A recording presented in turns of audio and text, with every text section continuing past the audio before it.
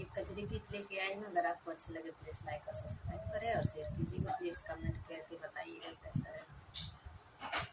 हमें सड़िया मंगाई द मदनपुर पिया, रंग रहे कपूर पिया ना।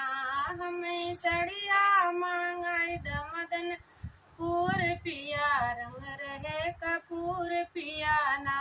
जब से सड़िया ना मंगाऊब तब से जवना ना बनैब, जब से सड़िया ना मंगाईब तब से जवना ना बनैब। तोरे जवनऊ के लगी है मजूर पिया, रंग रहे कपूर पिया।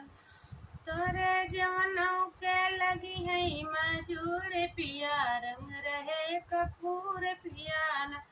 हमें सड़िया मंगाई द मदनपुर पिया, रंग रहे कपूर पिया।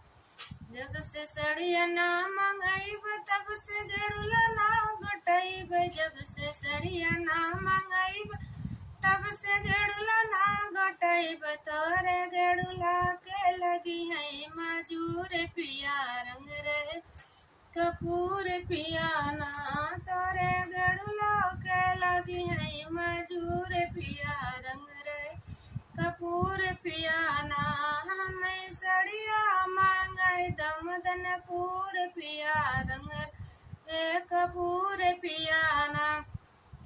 जब से सड़िया ना मंगाईब तब से बिरवा ना जोड़ाईब, जब से सड़िया ना मंगाईब तब से बिरवा ना जोड़ाईब। तोरे बिरवाऊ के लगी है मजूर पिया, रंग रहे कपूर पिया ना। तोरे बिरवाऊ के लगी है मजूर पिया, रंग रहे कपूर पिया ना।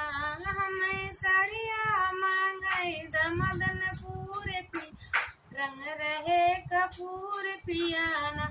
जब से सड़िया ना मंगाईब तब से सजिया ना लगाईब, जब से सड़िया ना मंगाईब तब से सजिया ना लगाईब। तोरे सजिया के लगी है मजूर पिया, रंग रहे कपूर पिया ना। तोरे सजिया के लगी है मजूर पिया, रंग रहे कपूर पिया ना। हमें सड़िया मंगाई द मदनपुर पिया, रंग